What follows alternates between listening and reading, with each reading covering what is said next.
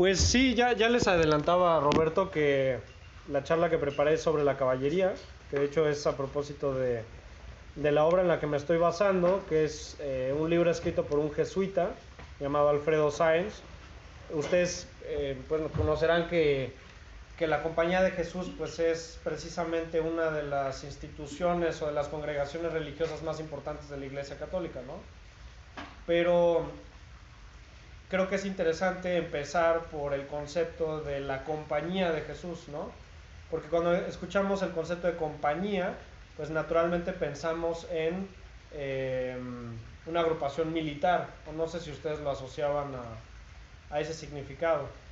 Pero bueno, efectivamente los jesuitas, que fueron los principales promotores de la contrarreforma católica, sobre todo en los siglos XVI, XVII, XVIII, XIX y XX, ya no los jesuitas como son hoy en día, que desgraciadamente han cambiado mucho, pues precisamente fueron muy destacados por su formación militar, no solamente clerical, sino por la orientación bélica que tenían como la Compañía de Jesús, como prácticamente un grupo de soldados agrupados para la defensa de la fe católica, ¿no?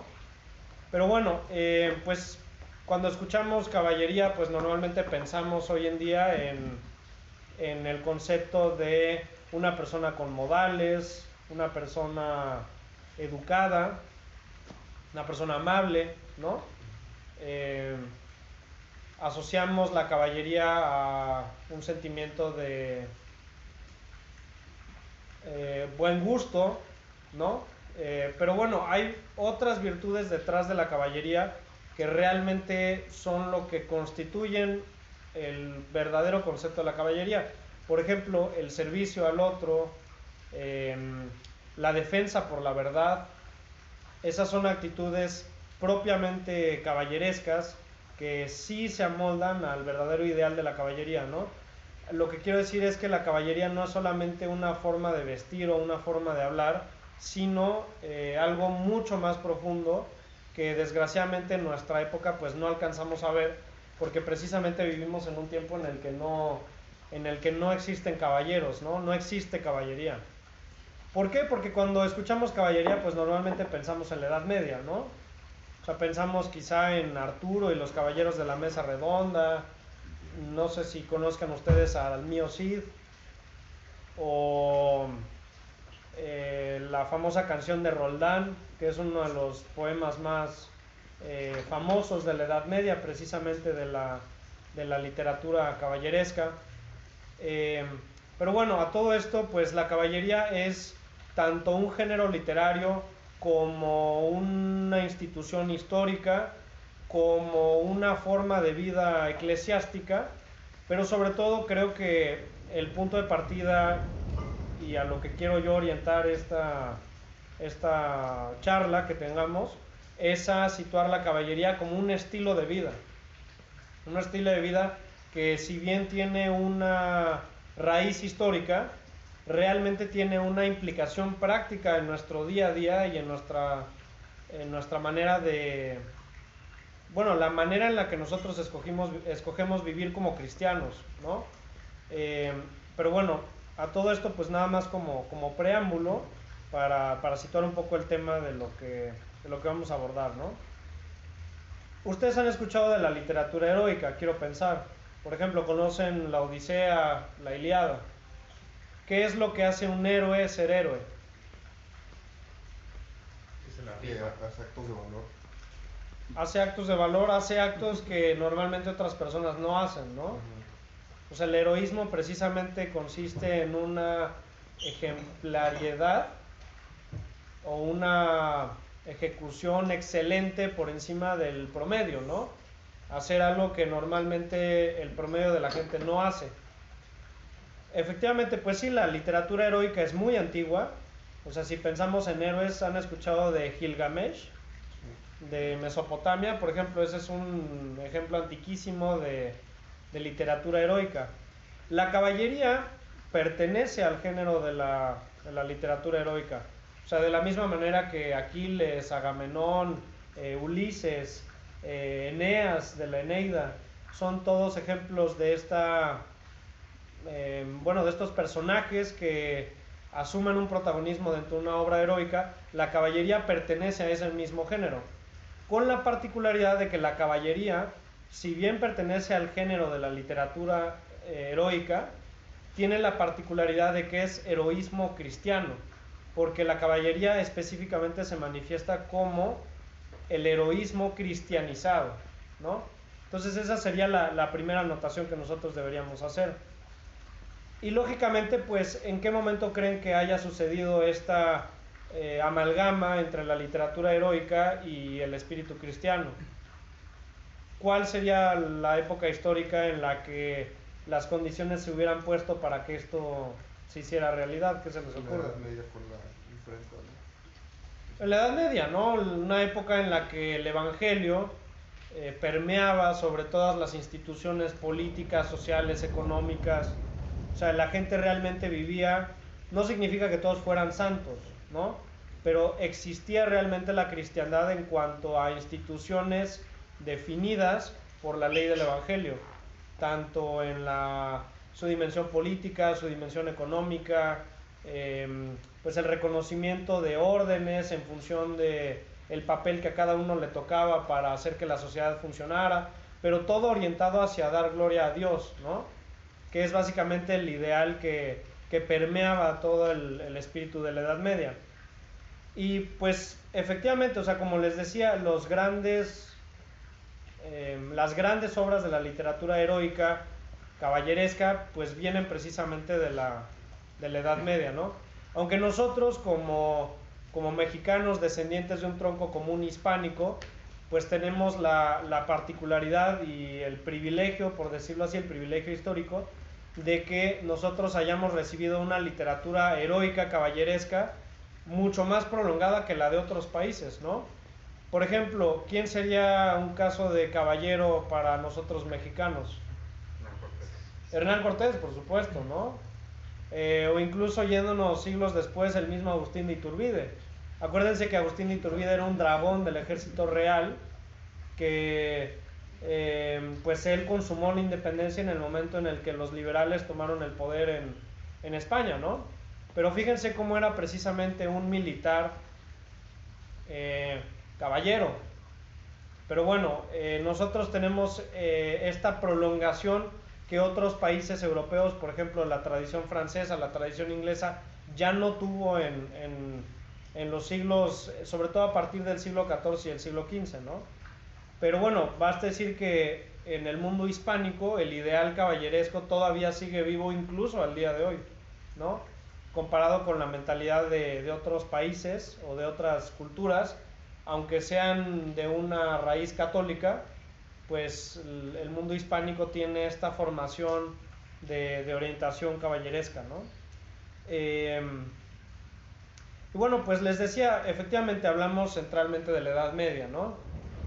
No de la Edad Media como estos 1000 años después de la caída del Imperio Romano de Occidente hasta la caída del Imperio Romano de Oriente en el siglo XV, sino sobre todo pues del núcleo de la Edad Media, sobre todo después de Carlomagno, que quiero suponer que ustedes han escuchado a Carlomagno, ¿no? Como sí, este gran emperador cristiano que restableció el concepto imperial después de muchos años, muchos siglos de oscuridad, después de las invasiones germánicas al occidente de Europa, ¿no? Pero Carlomagno, que vivió en el siglo VIII y terminó muriendo en el año 814, si no me falla la memoria, pues precisamente fue quien restableció, y bueno, estableció, ni siquiera restableció, estableció de origen pues las bases de lo que sería después la cristiandad europea, ¿no?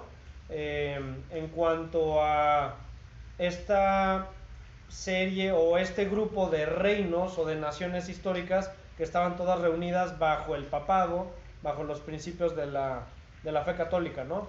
Que bueno, cuando hablamos de la cristiandad hablamos de naciones históricas como España, Francia, Inglaterra, Italia, no propiamente como estados-nación. Acuérdense que Alemania no se unificó hasta 1871, al igual que Italia, pero sí de naciones históricas y de reinos que estaban todos incorporados a la unión de pueblos cristianos, ¿no? Pero bueno, básicamente cuando hablamos de la caballería hablamos de un periodo comprendido entre el siglo IX hasta un periodo tan tardío como el siglo XVII, XVIII y XIX, en el caso del mundo hispánico, pero bueno, que si tuviéramos que acotar, pues lo restringiríamos al siglo IX, siglo XVI, más o menos, ¿no? Que es precisamente la época de esplendor de la Edad Media. Y bueno, les decía ejemplos literarios, pues los más famosos, tenemos la famosa canción de Roldán, tenemos el caso de Arturo, Los Caballeros de la Mesa Redonda, el poema del mío Cid, no sé si han escuchado el Amadís de Gaula. ¿Alguno de ustedes ha leído el Quijote? ¿Sí? No sé si recuerden que en la primera parte, precisamente uno de los primeros capítulos, el Quijote pierde la razón por leer novelas de caballería, ¿no? Y en una de las en los primeros capítulos, el censor del pueblo se dedica a quemar obras de caballería que le habían hecho daño al Quijote. Y ahí es donde mencionan estas novelas, ¿no? Por ejemplo, menciona el Amadís de Gaula, menciona Tirante el Blanco, que no sé si algún abogado de aquí le suena el nombre. Tirante. Sí, del editorial, viene de la novela de caballería de Tirante el Blanco, ¿no? Y bueno, el Quijote naturalmente pues es una novela de caballería, pero precisamente el Quijote ilustra la decadencia del ideal de la caballería en una época en la que pues ese ideal ya no estaba vigente socialmente, ¿no? Y el Quijote más bien era esta persona que trataba de luchar por la justicia en un mundo en el que ya nadie lo entendía, ¿no? Pero bueno, fíjense cómo el Quijote ilustra muy bien cómo a pesar de que socialmente no sea reconocido, la caballería depende del estilo de vida de cada uno de los caballeros que adoptan este código moral, ¿no? O sea, el Quijote es el perfecto ejemplo de eso. Y de cómo a pesar de que nadie socialmente sostenga los principios de la caballería no pierde su vigencia, al menos en el estilo de vida del cristiano, ¿no? Del varón cristiano. Pero bueno, la caballería, como les decía, es mucho más que un tópico literario. O sea, no es nada más un género al que pertenecen ciertos cuentos, ciertas novelas, sino que es así lo definiría yo, es una sublime forma de vivir, un estilo cristianísimo de vida, sobre todo para el hombre, ¿no? ¿Alguno de ustedes ha leído el libro de Job en la Biblia? No sé si alguien recuerde el versículo con el que abre el libro de Job.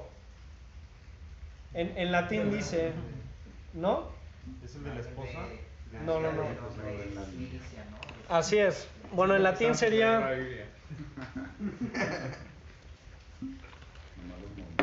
En latín sería militia est vita hominis super terram. Es el estado WhatsApp de Iñaki. Yo lo conozco.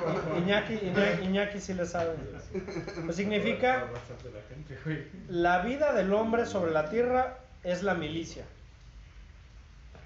O sea, la lucha.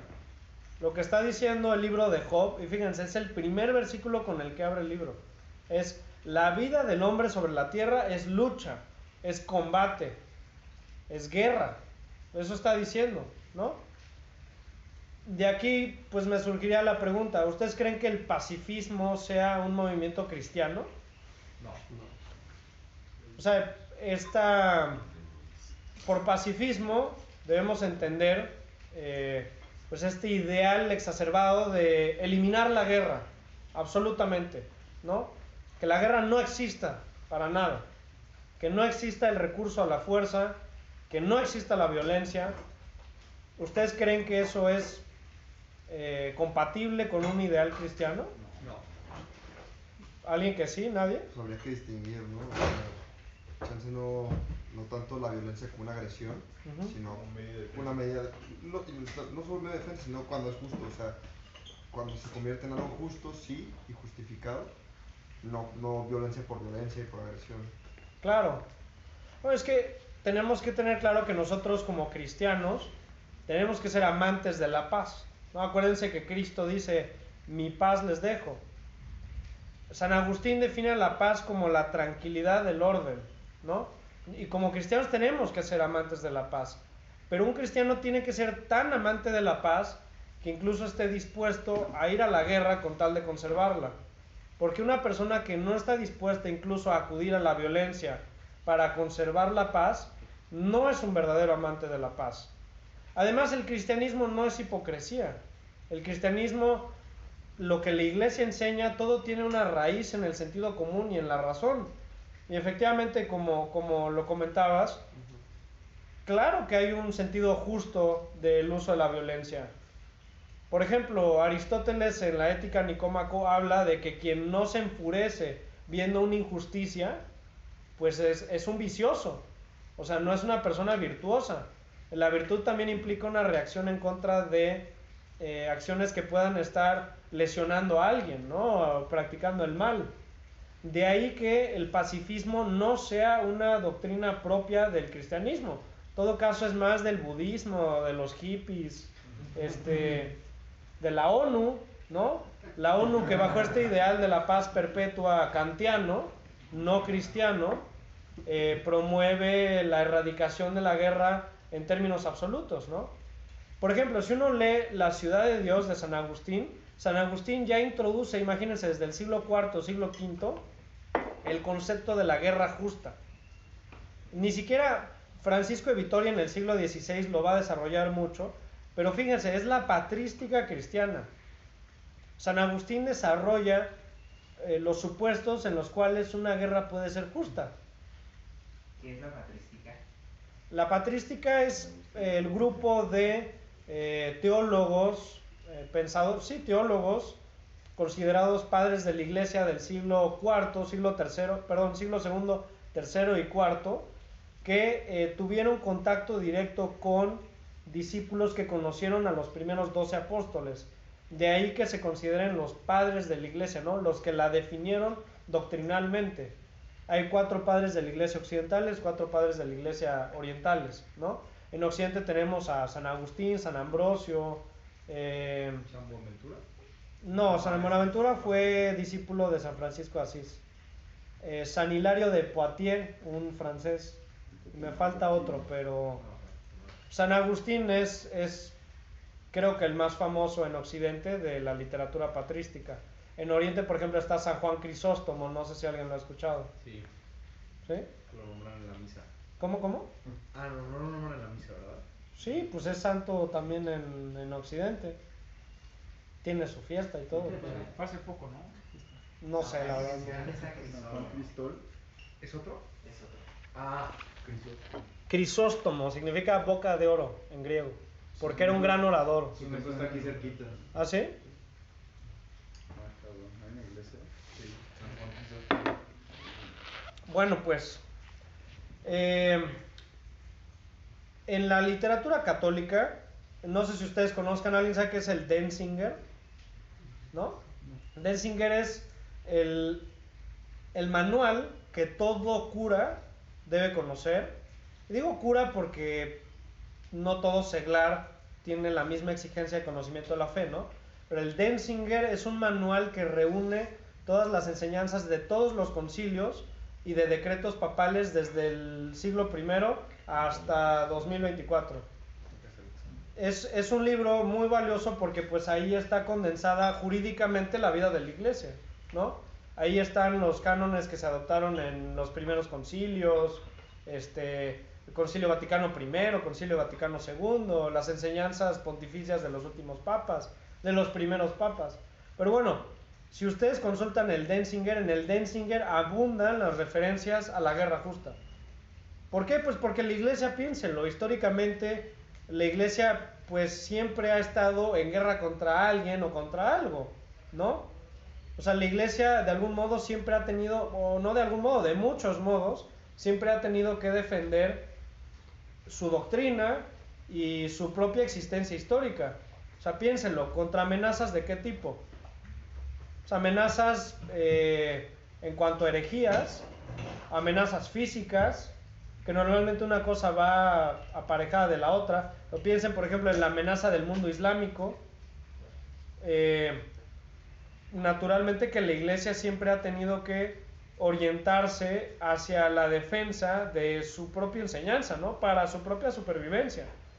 Y bueno, pues obviamente tutelada por la promesa de Jesucristo de que la iglesia siempre va a prevalecer por encima del mal, ¿no? Incluso en los últimos tiempos.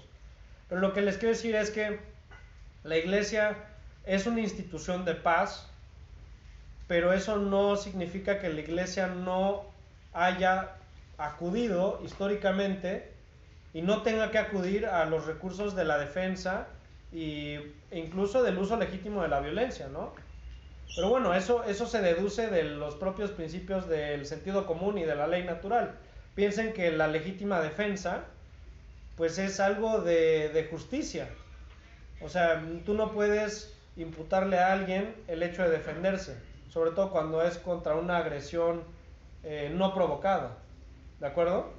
Pero entonces ahí nuestra primera conclusión sería que el pacifismo no es parte de la enseñanza católica y sobre todo pues está contrapuesta a los principios de la caballería, ¿no? Que es a lo que ahorita vamos a avanzar, ¿no? No sé si me estén siguiendo hasta ahorita. Pero bueno, San Agustín, Santo Tomás de Aquino en la Suma Teológica, Francisco de Vitoria en sus relecciones sobre la guerra de indios, que escribió a propósito de la conquista de América, planteó los supuestos de la guerra justa contra los paganos indígenas en el continente americano. El caso de Pío XII, que después de la Segunda Guerra Mundial todavía seguía defendiendo el concepto de la guerra justa, y hasta el mismo San Juan Pablo II, ¿no? Que en los 80s, en los 90s dedicó mucho de su enseñanza pontificia a encuadrar el concepto del uso legítimo de la violencia en el caso de la guerra justa, ¿no? Entonces, nuestra conclusión sería que la iglesia no condena de manera absoluta la fuerza, como bien decías, ¿no? No es una condena absoluta, sino que depende de causas justas y que en esas causas justas la violencia se use para una finalidad legítima, ¿de acuerdo? Por ejemplo, la autoridad legítimamente puede recurrir al uso de la fuerza para prohibir o para proteger a la misma población que tiene a su cargo, ¿no? O sea, es algo que se deduce de los mismos principios de la ley natural, del sentido común, de los principios de la política. O sea, la autoridad, por definición, tiene a su cargo el uso de la fuerza, ¿no? Pero bueno, esa sería nuestra primera idea, ¿no? Introductoria para situar el concepto de la caballería. El segundo punto que me gustaría tocar tiene que ver con la cristiandad, que ya hablaba yo un poquito respecto de esta existencia histórica de la cristiandad en la Edad Media, ¿no? Hay quienes dicen, sobre todo teólogos modernistas, teólogos de los últimos tiempos, sostienen que no existió cosa tal como la cristiandad, entendiendo por la cristiandad como esta encarnación, así como Cristo se encarnó en un hombre, la cristiandad se entiende como esta encarnación de la ley del evangelio, ya les decía yo, en las instituciones políticas, económicas, sociales. Hay teólogos que afirman que eso nunca existió en la historia y que más bien es una proyección idealista que nunca tuvo una verdadera vigencia, ¿no? Lo cierto es que, nuevamente me remito yo al magisterio pontificio, si uno lee, por ejemplo, esta famosa encíclica de la Rerum Novarum, que supongo que la han escuchado, la Rerum Novarum plantea el retorno al justo orden de las cosas, ¿no? De la cristiandad. Precisamente la Rerum Novarum tiene una orientación para restablecer todas las cosas en Cristo, ¿no? Que este era el concepto de la cristiandad. Pero bueno, la conclusión a esta pregunta sería: la cristiandad realmente existió, sí existió. Y eso no quiere decir que no hayan existido excesos y ni que todos fueran santos en la Edad Media, pero sí que las instituciones estaban regidas por la ley del evangelio, ¿no? Y que definitivamente, comparado con un tiempo como el nuestro, la iglesia tenía una verdadera vigencia social, ¿no? A diferencia de hoy en día, que la iglesia está prácticamente marginada a los templos, ¿no? En México quizá no lo vemos tanto, pero en Europa es muy visible, ¿no? Sobre todo en donde las reformas laicistas y la secularización ha sido más fuerte, ¿no? Pero bueno, es Ese es otro punto. Leonardo, ¿puedes hacer un poco, un pequeño paréntesis sobre Sí. cómo era este rol del evangelio y de la doctrina cristiana como ley? O sea, porque creo que todos nosotros hemos sido formados en un ambiente pues constitucionalista, donde la ley es pues como es lo que el Estado ha definido a través de tales mecanismos y está ahí escrito y lo podemos consultar y los jueces se basan en eso, pero cómo funcionaba esta dinámica evangelio y directamente aplicación de ley, porque no es como que el evangelio tenga detrás, ¿no? Sí, un código, pues. En algunas partes sí. En algunas partes del Antiguo Testamento, pero es creo que es una pregunta muy interesante, porque a diferencia de los mahometanos, los cristianos no aplicamos rigurosamente lo que dice la Biblia, ¿no? Por ejemplo, uno puede leer en el Antiguo Testamento castigos que a la luz del Nuevo Testamento, el Antiguo Testamento siempre se tiene que interpretar a la luz del Nuevo, ¿no? Y quizá uno podría encontrar cosas que a la luz del Nuevo pues no aplicaría con el mismo rigor, ¿no? Pero claro que hay enseñanzas muy claras en la Biblia. Sin embargo, pues la diferencia, por ejemplo, con la ley Sharia de los mahometanos, es que nosotros no aplicamos lo que dice, en muchos casos sí lo aplicamos textualmente, pero en otros pues es el principio evangélico el que informa las instituciones jurídicas, ¿no? Pero ¿de dónde surge esa decisión de interpretar de esa forma? ¿Y en esa época se interpretaba de esa forma o fue algún cambio en alguna...? ¿Por esa época te refieres a la Edad Media? Ajá, o sea, en la Edad Media ya existía ese método de interpretación de no tomar Levítico, por ejemplo, tal cual es, sino a la luz del Nuevo Testamento, o sea, ¿cómo? Eso viene de la patrística. Precisamente los padres de la iglesia son quienes marcan las pautas. Acuérdense que la iglesia surge no como los protestantes dicen en Pentecostés. La iglesia surge en el momento en el que Cristo es clavado en la cruz. En ese momento queda instituida la iglesia, en los 12 apóstoles. Lo que la patrística, por ejemplo, reflexionó fue respecto a la continuidad del Antiguo Testamento con respecto al Nuevo, ¿no? Y son los padres de la iglesia precisamente los que marcan las pautas interpretativas para saber cómo es que se tiene que tomar ciertos textos, ¿no? Partimos de la premisa de que las Sagradas Escrituras son la palabra de Dios, ¿no? Pero la cuestión está, por ejemplo, en la distinción de géneros literarios en la Biblia, ¿no? Por ejemplo, en la patrística no es un tema en el que yo sea experto, nada más me gustaría decir eso, ¿no? Pero, por ejemplo, los padres de la iglesia ya distinguían entre ciertas interpretaciones proféticas o si era alguna especie de parábola, tomando el género literario, que no significa hacer a un lado la Sagrada Escritura y no creerle, ¿no? Pues hay una diferencia muy fuerte entre decir, eso son puras fantasías, a distinguir el contenido de... Acuérdense que la Biblia se compone de 73 libros según el canon bíblico, ¿no? Es lógico que cada uno de esos libros tenga un género literario distinto. Y es a la luz de ese género literario que se pueden interpretar ciertas cosas, ¿no? Pero, por ejemplo, el caso del divorcio, el Antiguo Testamento lo permite. Y es Cristo quien en el Nuevo Testamento retoma esa misma enseñanza y dice, eso se les ha enseñado a ustedes. Pues bien, yo les enseño lo contrario. Porque eso ha sido así porque a ustedes se les ha endurecido el corazón, ¿no? Pero si se fijan, o sea, creo que esa es a eso se dedicó la patrística, en mucho del trabajo de la patrística, precisamente a definir pautas interpretativas de cómo se debían tomar las Sagradas Escrituras, ¿no? Pero sí, en cuanto a la vigencia de la ley del Evangelio, la cristiandad hay que entenderla no como... Voy a tomar el mal ejemplo, porque es muy mal ejemplo, de la Unión Europea. ¿Qué es la Unión Europea? Pues un Una tratado, confederación. una confederación. Una reunión, digamos, una confederación de distintos pueblos, naciones, unidos bajo ciertos acuerdos comerciales, acuerdos de migración, acuerdos de política común en la que ceden ciertas cosas de su soberanía para que órganos en común los definan. Digamos, la Unión Europea sería una idea muy degenerada de la cristiandad.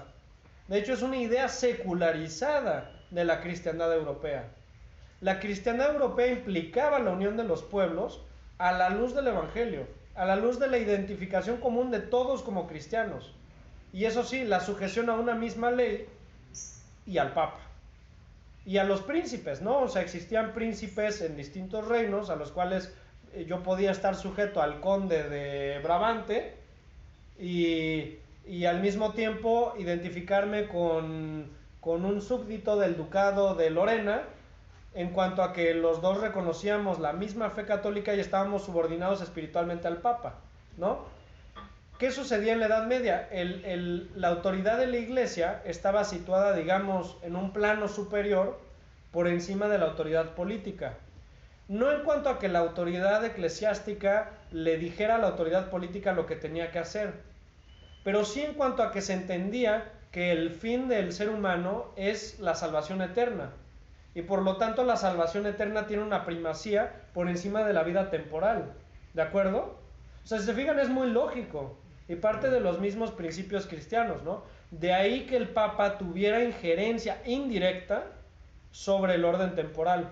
No era que el Papa decidiera directamente sobre cómo se iba a dar la vida política, ¿no? Pero la ley del Evangelio era la referencia última a la cual tenían que sujetarse las instituciones políticas, económicas, y no era que el Papa estuviera a la manera de un órgano, un tribunal constitucional, invalidando leyes. Pero las enseñanzas morales, o sea, por ejemplo, lo dice San Pablo, no recuerdo qué epístola es, ¿no? Pero dice San Pablo, incluso si descendiera del cielo un ángel y les enseñara una ley contraria a la que yo les he enseñado, no lo obedezcan. Pero si se fijan, ahí está fijado el principio de supremacía de la ley moral y la ley del Evangelio por encima de los mismos vaivenes de las leyes humanas o incluso en este caso angélicas, ¿no? Porque acuérdense que la revelación ya se cerró. La revelación se cerró con el último de los apóstoles, ¿no? Con Juan en el momento de su muerte. Pero no sé si con eso explique un poco. Claro. Y bueno, por otro lado, la referencia a la ley natural. La ley natural se entiende como el orden mismo de las cosas, ¿no? Las cosas funcionan porque tienen un orden implícito que Dios les dio. Y en cuanto a que uno puede entenderlos, pues sabe el funcionamiento mismo de las cosas, que por ejemplo, ¿qué sucedería si mañana la Cámara de Diputados del Estado de Jalisco eliminara del Código Penal la legítima defensa? Explícalo un poco más para los mortales. Es que sí, no sé si sea una pregunta muy de abogados, pero nuestro derecho positivo reconoce la existencia de la legítima defensa, ¿de acuerdo? Está en el Código Penal. ¿Qué sucedería si mañana llega la bancada de Morena y propone como iniciativa de ley que se elimine esa referencia en el Código Penal? ¿Por qué sucedería? ¿En qué nivel? O sea, por ejemplo, si se meten unos ladrones a casa de alguien y esa persona se defiende, ¿qué dirían ustedes? Lo pueden imputar por un delito de violencia. Pero sería una injusticia. Sí. O sea, lo que quiero decirles no es la referencia a una ley, no es la referencia a si el Código Penal dice esto, dice lo otro. Se desprende de la misma naturaleza de las cosas, del sentido común, que alguien tiene derecho a defenderse. Y no porque la ley diga esto, la ley puede decir que el cielo es morado, el cielo va a ser morado, ¿no? O sea, es en ese nivel en el que existe una supremacía del orden moral y sobre todo de la ley del Evangelio por encima de los mismos preceptos humanos, ¿no? No sé si, perdón, no te... ¿Yo? Marco. No, pero creo que querías decir algo. ¿Yo? ¿Sí? Estaba pidiendo eso. Ya, otra chela. Sí. O sea, pero en ese entonces cuando había, o sea, se reconocía más la existencia de la ley natural, era más como una cristiandad en la política.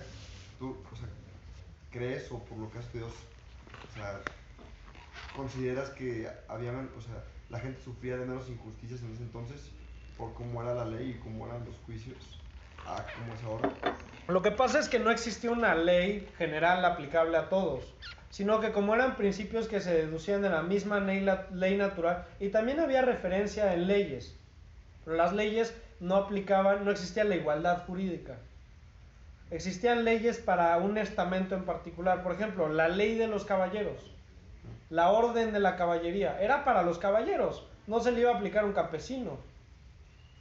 A lo que voy es, la justicia se definía en cada caso concreto, no existía esta impersonalidad de la ley que hoy en día hay, sino que había una controversia, y ante esa controversia, por ejemplo, un juez podía acudir incluso a las mismas Sagradas Escrituras para resolver un caso, porque su finalidad a la hora de resolver no era aplicar lo que la ley dice, sino la justicia.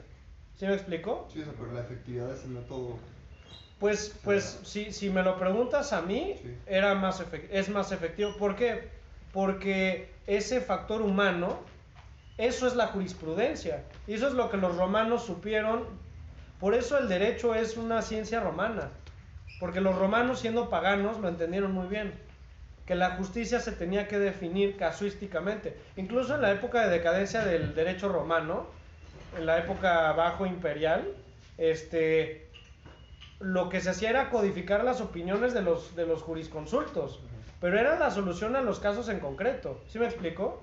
O sea, de ahí nace la jurisprudencia, que es la combinación de dos virtudes cardinales, ¿no? La justicia y la prudencia, para lograr el bien y para lograr la justicia en el caso concreto.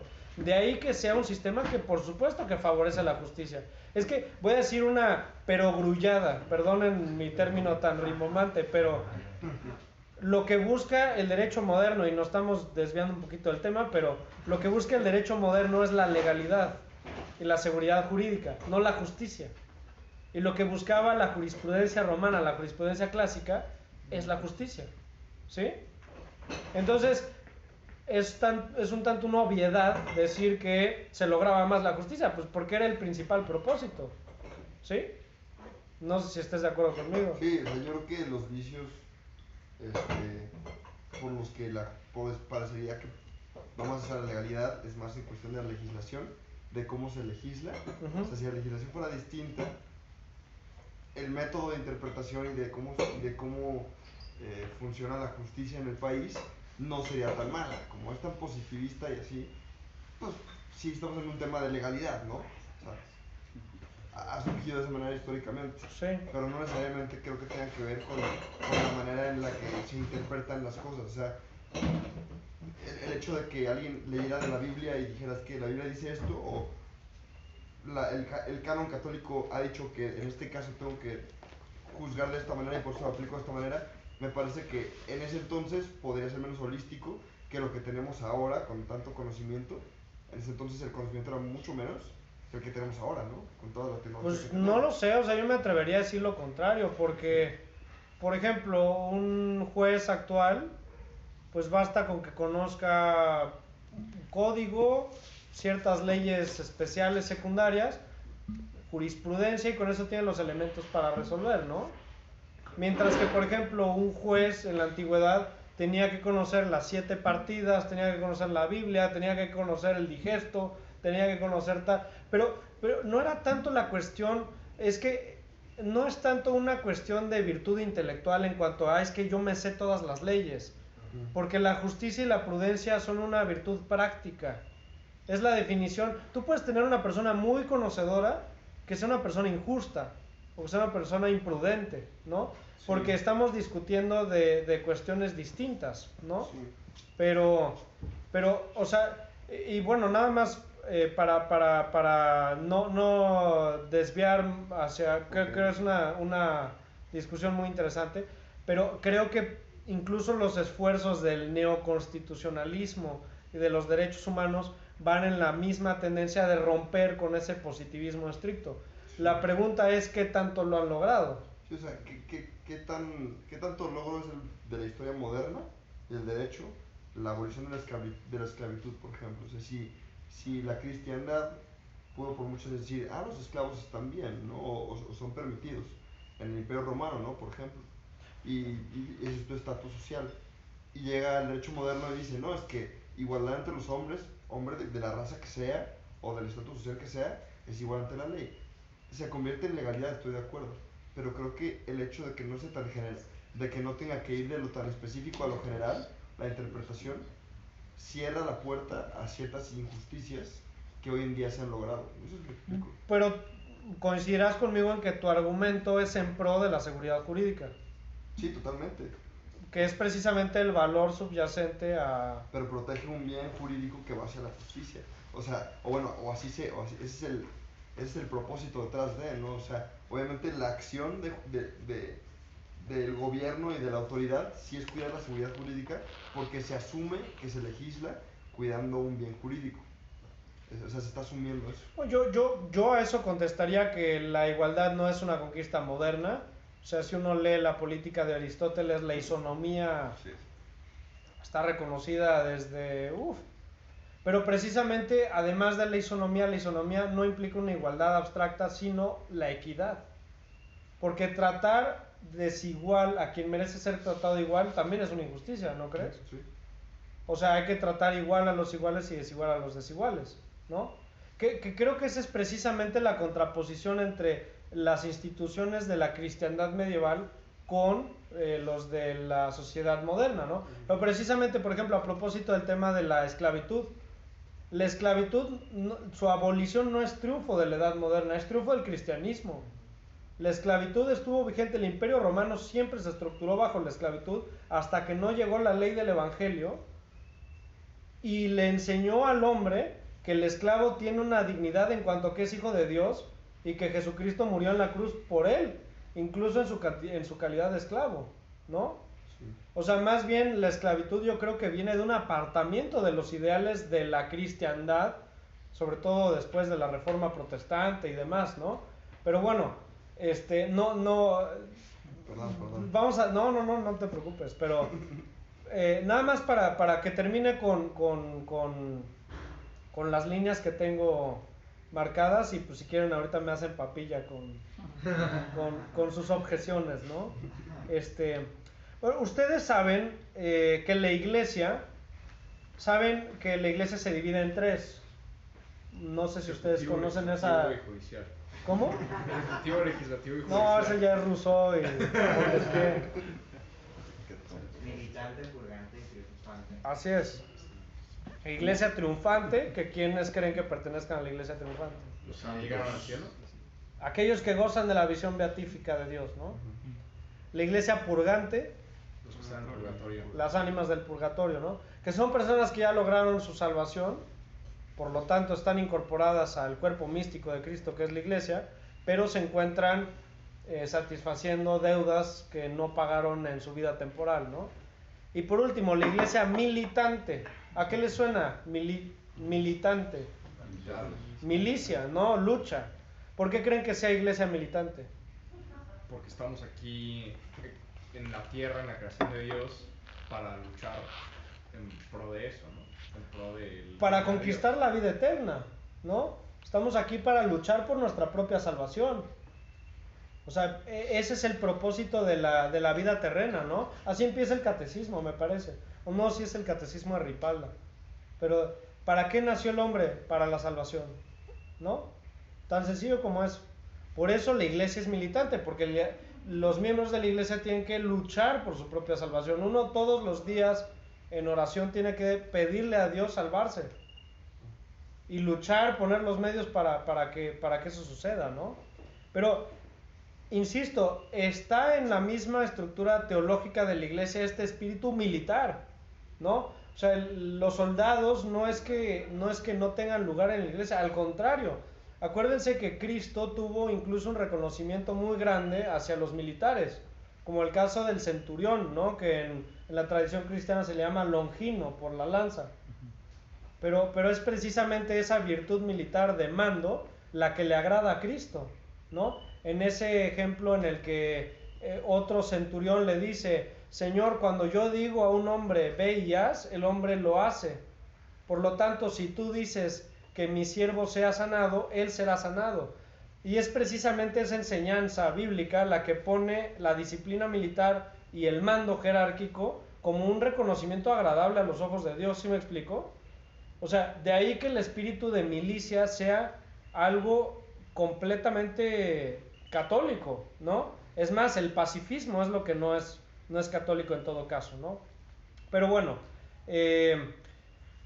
la cristiandad se dividió jerárquicamente y estamentalmente, ¿no? No por clases sociales, como nosotros lo entenderíamos hoy en día, clases bajas, clases medias, clases altas, sino a partir de la función que cada persona desempeñaba en su comunidad.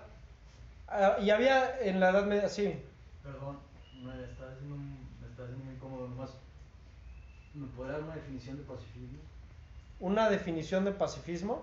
Pues el pacifismo sería aquella doctrina que busca la instalación de la paz mediante la erradicación de la guerra y de la violencia de manera absoluta, ¿no? Mientras que, por ejemplo, la búsqueda de la paz sería un reconocimiento al uso legítimo de la violencia en cuanto a que esté justificado mediante una causa justa y una finalidad legítima, ¿no? O sea, pero tendríamos que agregarle al pacifismo la cuestión de que exista una causa justa para hacer guerra y darle más valor a la paz a pesar de la causa justa, pero yo no entiendo la paz como en un ambiente en el que exista una causa justa para hacer guerra y no la exista. No sé si me Claro, es que a ver, el pacifismo, perdón, no sé si lo usa, porque es como una desviación de la búsqueda de guerra. O sea, pacifismo es decir, no, guerra mala, güey. Soldados malos. Darle más valor a la no existencia de guerra que a la justicia. Y Es que la paz. decir, que nunca va a existir una justificación. Por ejemplo, pacifismo es, no le voy a hacer guerra al narco para no hacer más guerra, güey. Pues sí, pero ¿a qué costo, güey? Sí, es que creo que ahí entonces hay una desviación del concepto de lo que comprende la paz, ¿no? Así es. O sea, es. ok. Porque Pero es que partamos de esta premisa. Perdón. La humanidad está en un estado caído por el pecado original. La humanidad padece hambre, padece muerte, padece violencia. Sí. Está en nuestra misma naturaleza caída la existencia de la guerra. De ahí que un reconocimiento cristiano de la guerra implique aceptarla como una realidad y en todo caso encauzarla y limitarla a supuestos de justicia o supuestos que se persiga una finalidad legítima. Sí, como no existe ¿no? guerra justa. Mientras que la ideología pacifista o las doctrinas pacifistas ficticiamente dirían que toda violencia es mala y que la guerra se puede erradicar por completo. Sí, que no existe razón justa para hacer la guerra. Exacto. Ya. Y por ejemplo, hoy en día vivimos en un mundo extremadamente pacifista, al grado de que la guerra ya está condenada como un delito, en el sentido de que ya ni siquiera hay reglas aplicables a la guerra, ¿no? Pero vivimos en un mundo en el que cada vez más gente muere en la guerra, ¿no? O hay armas nucleares listas para aniquilar poblaciones enteras, ¿no? Por eso digo artificial, Ya. ¿no? No sé si querías decir algo de ello. Sí, no, es un comentario nada más que para la visión cristiana no existe paz sin Jesucristo y sin la instauración del orden social de Jesucristo. Entonces, cuando es necesaria esa instauración o defender ese orden que solamente viene de Cristo, pues se necesita incluso disponer de los medios que puedan alterar, digamos, el estado de quietud, que no es de paz, porque insisto, sin Cristo no hay paz. Claro. Y por lo tanto, ahí cuando Leonardo habla de pacifismo se refiere a eso, ¿no? Como decir, el proteger esa quietud a toda costa, incluso si se vulnera el reinado social de Jesucristo o la instauración del... Sí, es un entendimiento de la paz. Así es. Perdón, era nada más. Bueno, y el concepto agustiniano de la paz, ¿no? La tranquilidad del orden. En cuanto ese orden se vea perturbado, el orden de Cristo. No tiene que restaurarse, ¿no? Y ahí es donde va lo de las razones, porque si se perturba el orden de Cristo, entonces habríamos de decir que existe razón justa para hacer la guerra, en tanto no obedezcan órdenes, en tanto no obedezcan raciocinio, ¿no? Porque también en la Biblia existe que hay que limitar la fuerza a toda costa hasta que no sea necesaria utilizarla. Pues. Claro, exacto. Por ejemplo, cuando San Pedro corta la oreja a uno de los guardias que va a apresar a nuestro Señor, Cristo le dice, envaina tu espada, quien mata a hierro muere, ¿no? Condenando ese uso desmedido de la violencia. Precisamente está en la patrística, en concreto en este caso yo lo que conozco es San Agustín, pero creo que si buscamos en otros padres de la iglesia encontraríamos, si no, préstame tu... Sí, desapareció. Desapareció. Ajá.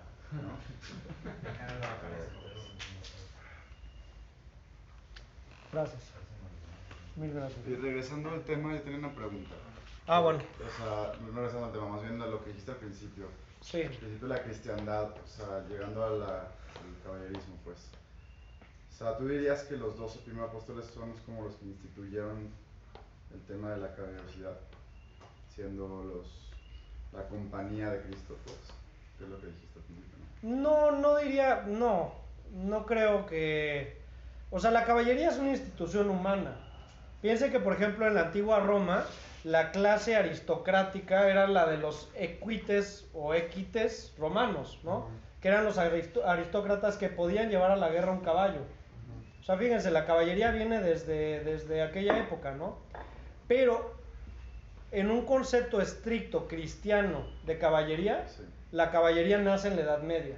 Aunque hay un referente muy importante, no sé si ustedes han visto en las tortillerías o en negocios muy humildes, que las personas ponen un cuadro de un caballero que corta su capa y la da a un mendigo. Sí. ¿Sí? Es un santo. ¿No saben quién es? No. Se llama San Martín Caballero.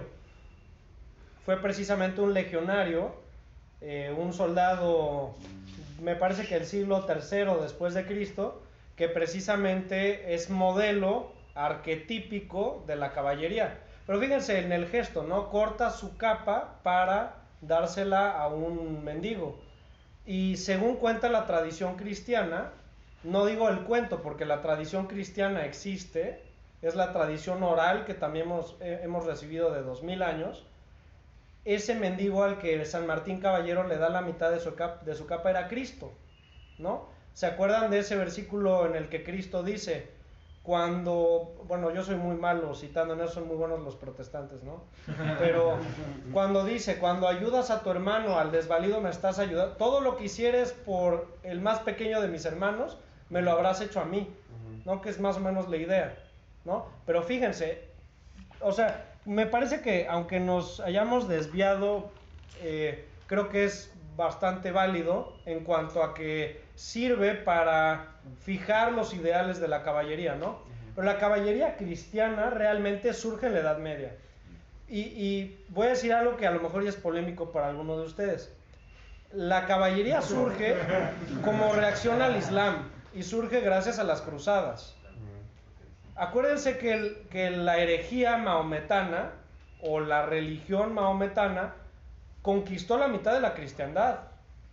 Mahoma nació poco antes de finalizar el siglo VI, me parece, conquistó la Meca, conquistó la península arábiga, él muere, pero deja en sus discípulos el mandato de la yihad, que es la guerra santa.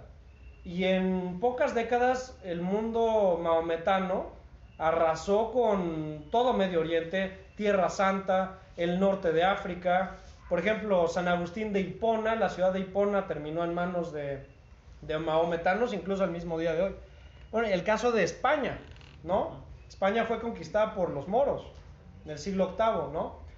De ahí surge la caballería. En el contexto de estas guerras contra los maometanos, que eran guerreros muy hábiles, los cristianos comenzaron a organizarse, pues mucho por inspiración oriental en el empleo de caballos, ¿no? Piensen que, por ejemplo, los guerreros germánicos tendían a luchar a pie, pero es ya una etapa más tardía de la Edad Media en la que la caballería empieza a institucionalizarse como una técnica de guerra, ¿no? Pero mucho más que una técnica de guerra, ¿no? Sino todo un orden moral. Pero bueno, pues a todo esto, precisamente la cristiandad se estructuró bajo tres grandes estamentos, ¿no?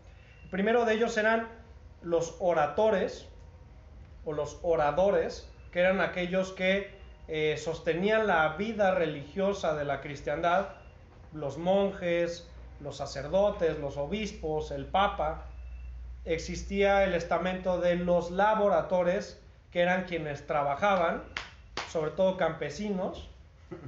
Piensen que era un mundo eminentemente rural. Y el tercero de ellos era el orden de los velatores, del latín bellum, que significa guerra. Hay una famosa frase en latín, creo que es, no sé si de la Eneida, pero dice, si vis pacem para bellum, si quieres la paz, prepárate para la guerra, afirmando un poco la inevitabilidad de la guerra, ¿no? Pero bueno, en este contexto, lógicamente, pues la cristiandad, se imaginarán a qué estamento social pertenecía, ¿no? O en qué estamento tenía su arraigo, ¿no? En el de la gente que hacía la guerra. En un mundo en el que la violencia estaba a la orden del día, principalmente por las invasiones islámicas, ¿no? Pero sí, pero bueno, les decía, la cristiandad, más de la mitad de la cristiandad fue conquistada por los maometanos, incluyendo Tierra Santa. Y es de ahí de donde nació el espíritu de cruzada, ¿no? ¿Cómo definirían ustedes la cruzada? ¿Qué se les ocurre? El santo grial. Tiene que ver con el ideal caballeresco, ¿sí? Pues es una guerra total con un fin como... O sea, creo que el término así como vulgarmente aplicado, ¿te refieres como en concreto históricamente o qué es? Pues no una definición del libro, pero ¿qué sería la cruzada? Así es. O sea, no es más que una magnificación de la guerra justa, pero que va a toda la cristiandad. O sea, es toda la cristiandad puesta en pie de guerra para su propia supervivencia. O sea, piénsenlo, en un contexto en el que realmente Europa estaba a punto de ser conquistada por los moros. ¿Se entiende? O sea, era una actitud de vida o muerte, ¿no? De la cristiandad, o dejamos a un lado nuestras diferencias, como príncipes, como reyes, tú en tu reino, yo en mi ducado, tú en lo que tú quieras, pero si no dejamos a un lado nuestras diferencias y peleamos por la fe, nos van a conquistar los moros, ¿no? De ahí es de donde surge el ideal de la cruzada. O sea, la cruzada es la guerra santa contra el infiel, contra el que lucha en contra de la verdad revelada, ¿no? Piensen que la verdad también necesita quien la sostenga, ¿no? Sin fuerza no hay quien asegure la vigencia de la verdad al final del día. Hasta un juez, para ejecutar su sentencia, pues requiere de la asistencia de un cuerpo policial o del uso de la fuerza pública, ¿no? ¿Querías decir algo, Diego? Sí, que yéndome un poquito para los antecedentes, cuando empezaste a hablar de San Ignacio de Loyola, pues creo que cabe destacar que San Ignacio de Loyola, por ejemplo, era un cruzado, ¿no? Cuando uno piensa en los jesuitas, se imagina pues un grupo de hippies católicos, o el mismo San Francisco de Asís, otro cruzado, y hoy se relaciona con un ecologista que era, bueno, ahí medio... Bueno, lo relacionamos con la imagen tergiversada que tenemos hoy del cristianismo, pero su antecedente es el de las cruzadas. Entonces era nada más ese paréntesis. Y la contrarreforma es una prolongación del ideal cruzado. Y es un ideal que sigue vigente en la iglesia, insisto. Juan Pablo II hablaba frecuentemente de la conquista de América pues como una prolongación de este espíritu, ¿no? O sea, desgraciadamente se ha olvidado. Pero está en la enseñanza de la iglesia, la lucha por la verdad, por la santa fe, ¿no? La causa de la fe, la guerra santa, ¿no? Pero bueno, piensen en el ejemplo de San Martín Caballero. Precisamente el caballero es aquel que ve por el más desprotegido, comparte su capa. Imagínense, el ideal aristocrático de luchar por el más desfavorecido. Esa es la concreción del ideal caballeresco cristiano, ¿no? El caballero es aquel que tiene un dominio de la fuerza y la fuerza la encausa para la defensa de los más desprotegidos, para la defensa de la Iglesia Católica, para la lucha contra el mal, partiendo de la premisa de que la violencia es necesaria. Pero es que si la violencia no está en manos de personas prudentes, como lo podían ser caballeros cristianos, entonces la fuerza es desplazada hacia gente que no tiene los mismos criterios de moralidad para utilizarla, como un narcotraficante. Un narcotraficante sería el antitipo del caballero cristiano, ¿sí me explico? Leo. Sí. Perdón. No, por favor. También quisiera, bueno, creo que es pertinente que se haga una aclaración porque pues, todos aquí católicos conocemos que existe un mandamiento de no matarás, ¿no? Pero tal vez no está de más recordar que existen excepciones consagradas por la doctrina de la Iglesia, y entre ellas está, pues bueno, la guerra justa, la pena de muerte y la legítima defensa.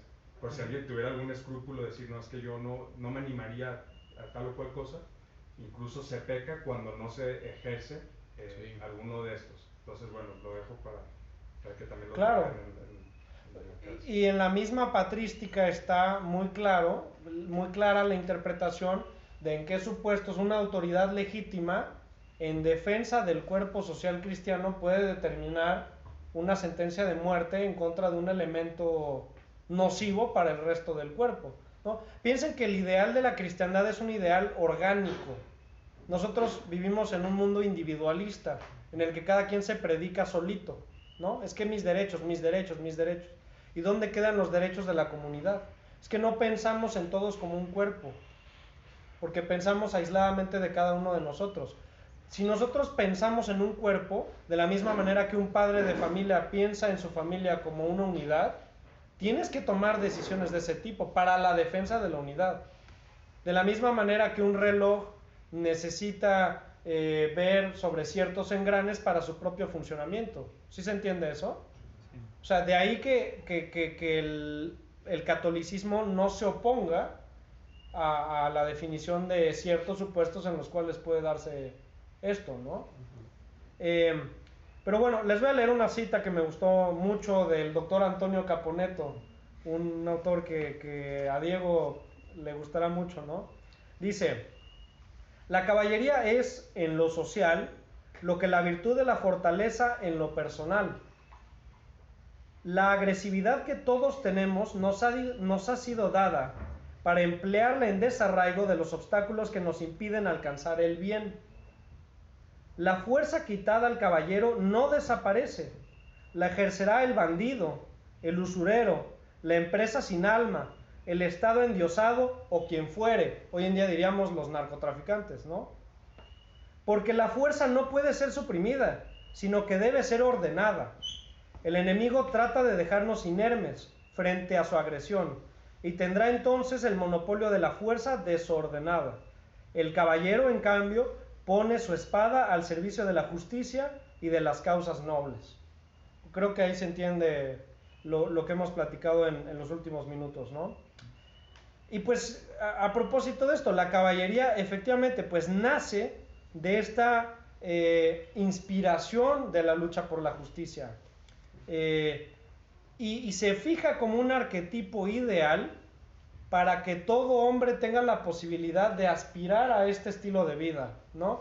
De decir, yo soy un caballero en cuanto a que yo estoy por la defensa de la verdad, por la defensa de los más desfavorecidos, y en el momento en el que se necesite utilizar la fuerza, yo haré lo posible porque se utilice de manera ordenada y justa, ¿no? De ahí que la caballería no sea una institución histórica olvidada, sino una enseñanza moral vigente, ¿no? Que vuelve un poco al punto de inicio de la charla. La pregunta es, ¿tenemos arquetipos de caballeros o tenemos arquetipos de qué? ¿Qué admira la gente hoy en día? Padrotes. Influencers, celebridades, actores de televisión, gurús. Porque no hay un ideal noble, no hay un ideal cristiano de caballería que inspire nuestras acciones. Tenemos referencias a personas que no ejecutan estas virtudes, ¿no? Piensen que, por ejemplo, en la Edad Media, pues al menos las personas que nacían con la posibilidad de usar armas, pues se inspiraban bajo estos ideales de el caso de San Martín Caballero, ¿no? San Jorge es otro caballero famoso, San Jorge y el dragón, que han escuchado, me imagino que en algún momento, sobre la tradición cristiana que hablaba de cómo San Jorge eliminó al dragón, ¿no? Que es el símbolo del demonio, del mal. Y no solo eso, para salvar a la doncella.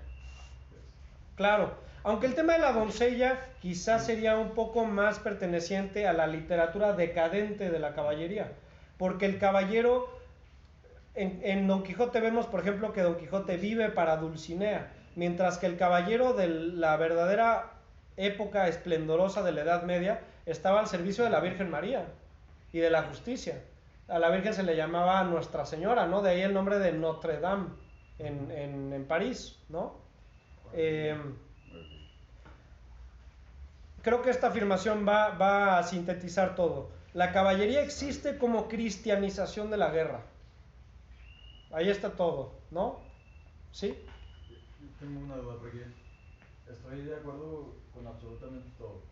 Pero ahí va lo difícil. Creo yo que lo difícil del cristianismo es justamente la prudencia. Eso es, porque si tuviéramos un código como el Código Civil para ser cristiano sería muy sencillo. Así es. Pero no lo tenemos porque es de gente prudente. Así es. Entonces, bueno, mi pregunta aquí es, nuestra situación, a diferencia del mío sí y de varias situaciones de los caballeros, es distinta, ¿no? La guerra que estamos peleando no se pelea con espadas. Así es. Entonces, digo, ¿hasta qué punto la fuerza la vamos a pelear en el mismo, o sea, la fuerza la vamos a utilizar en el mismo plano en la que la están utilizando los que están haciendo el desorden, ¿no? Sí. O los que están afectando el orden, que sería la paz? Entonces, ¿cómo la diferencia está en el cómo ser caballero hoy y cómo se era caballero ayer, o cómo se va a ser caballero mañana? Sí. Porque el ser caballero ya vimos que es un orden de cristianos, prudente. Entonces, esa es la pregunta, porque si uno es español y está esperando a que lleguen los musulmanes, pues es muy sencillo. Hoy los franceses, los musulmanes están teniendo el mismo, ahí están y están teniendo las mismas afectaciones que tenían hace años y años, ¿no? Sí. Es físico, pero mientras se pueda resolver la situación de una manera argumentativa, creo yo que es pecado pegarle a la piedra, ¿no? Que es, no me acuerdo cuál es el nombre de la persona el que guiaba a los judíos en el desierto. Moisés no entra a la tierra prometida porque cuando se le dijo que convenciera a las piedras les pega. Le pega 2 veces. Sí. Entonces, bueno, pero la situación es que no hay que usar la fuerza hasta que se tenga que utilizar. Entonces, ahí creo que la prudencia es algo, híjole, dificilísimo, y pues hay que cultivarla, sí, lo entiendo, pero hoy, ¿cómo la podríamos ejercer? Que no es con fuerza entendido físico, sino argumentativo, porque todavía no estamos tan siquiera en México en un punto en el que exista violencia física. Bueno, con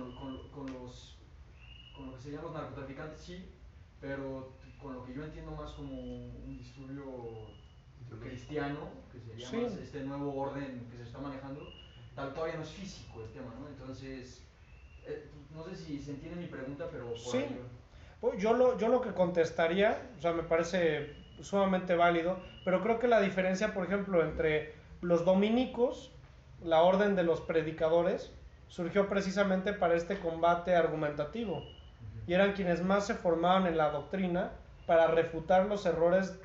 O sea, creo que a lo que tú te refieres es que esa es más la espiritualidad de nuestra época, sí, ¿no? Y creo que un ejemplo histórico puede resolver bastante de esa cuestión, ¿no? Por ejemplo, en la Guerra Cristera, muchos obispos no apoyaron el levantamiento cristero.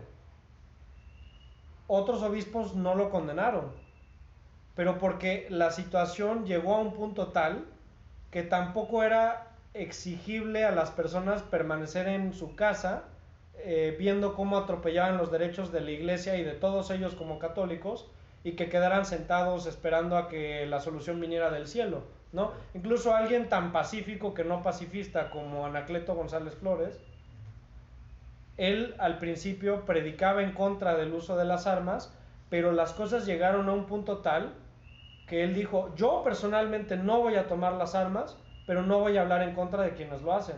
Y de hecho él se prestó para el financiamiento de la guerra cristera hasta que lo martirizaron.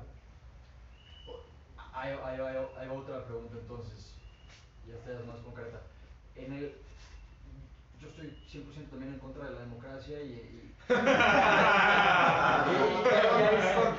ahí va por qué, porque estoy de acuerdo en el que la forma de resolver los romanos el derecho era con personas que ya eran prudentes o que las conocíamos como prudentes, que eran los jueces. Yo no estoy seguro de que el poder legislativo esté comprendido de personas prudentes, no lo creo. Y si los jueces lo único que se hacen es aplicar lo que el legislativo produce, pues no creo que las soluciones sean justas, lo entiendo. Pero en el caso en el que las más personas se pongan de acuerdo en cierto sentido, ¿estoy yo justificado a levantarme en armas para ir en contra de su decisión? ¿O solo cuando perturban mi decisión de ser y vivir como cristiano? Bueno, es que creo que todo viene de las causas de la guerra justa. Por ejemplo, implican la existencia de una autoridad legítima que ordena una guerra que puede ganarse, ¿no? Pero implica la declaración de alguien que puede darla. Eso hoy en día no existe, ¿no? A menos que el Papa Francisco mañana convoque una cruzada. O sea, estaríamos obligados a... No, o sea, creo que ese es un poco el punto, porque no hay una autoridad legítima. Todavía, por ejemplo, en la época de la Contrarreforma, los reyes católicos de España hicieron ese papel. O sea, todavía Carlos V, Felipe II estaban sosteniendo la guerra, la cruzada de la cristiandad en contra del protestantismo, en contra de... Eso no lo hay hoy en día. Estoy de acuerdo, o sea, creo que estamos en un limbo y la situación se vuelve más difícil porque la decisión cae enteramente en cada uno, ¿no? Pero creo que la respuesta atinada sería tomar en consideración todo esto, pero no partir de la premisa de que la guerra no es una posibilidad, porque sí lo es. No, claro. Y no sabemos hasta qué punto pueda llegar la persecución a la iglesia. Lo que pasa es que hoy en día la persecución a la iglesia es silenciosa, ¿no? Ya no es una persecución en la que se esté martirizando a la gente en las plazas públicas, sino que es una persecución que se hace a través de la cultura, de las series de televisión, de los contenidos inmorales, y ahí es donde están destruyendo el alma de los niños, de los cristianos, ¿no?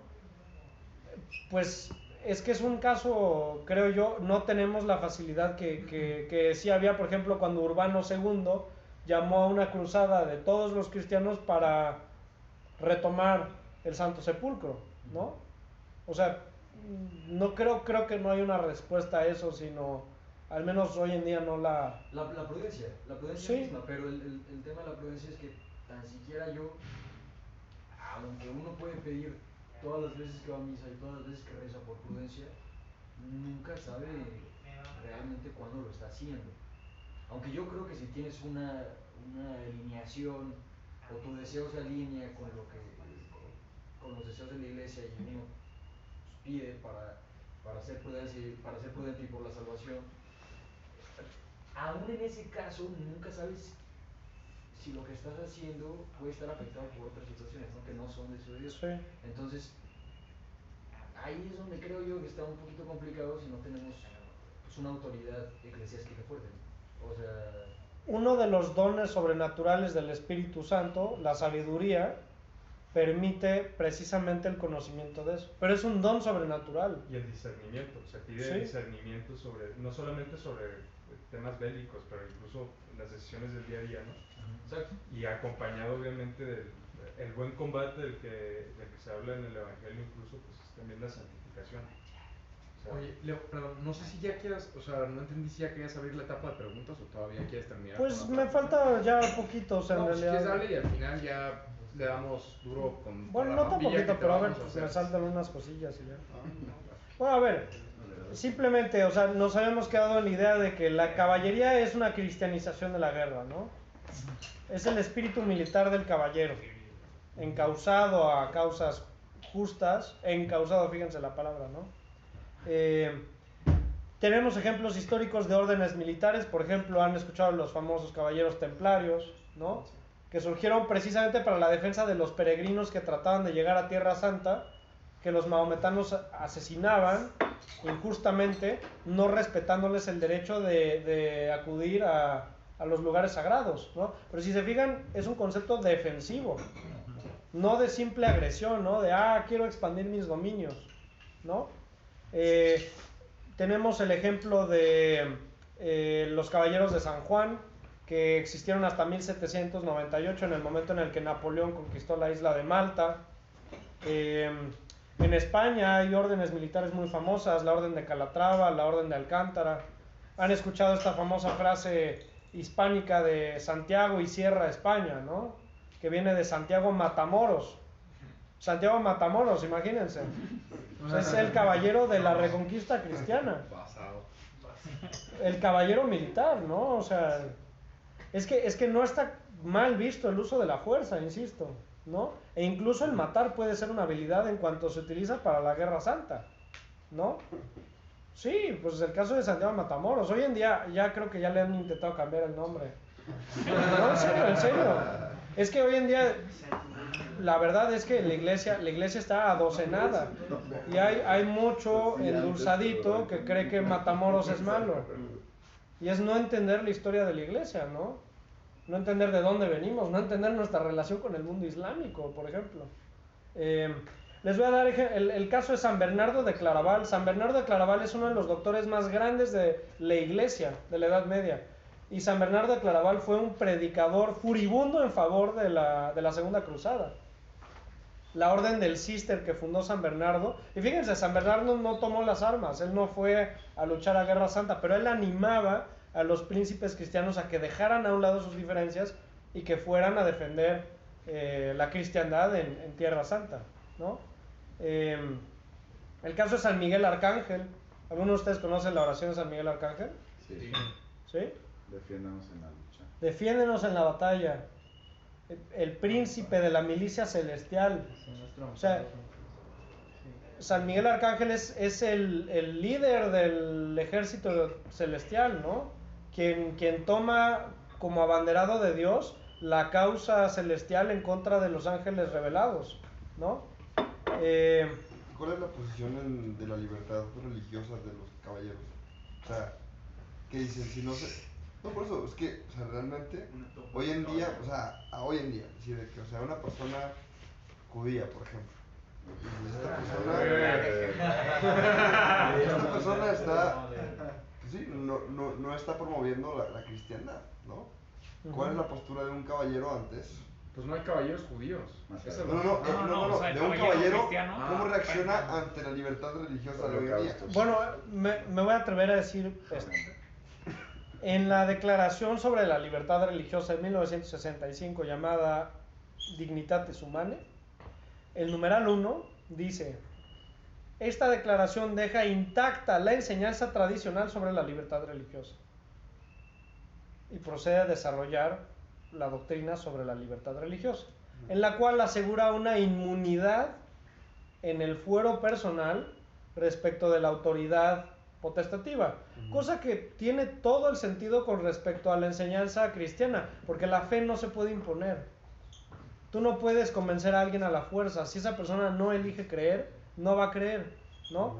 Pero ese es el único ámbito en el cual puede aceptarse algo como la libertad religiosa.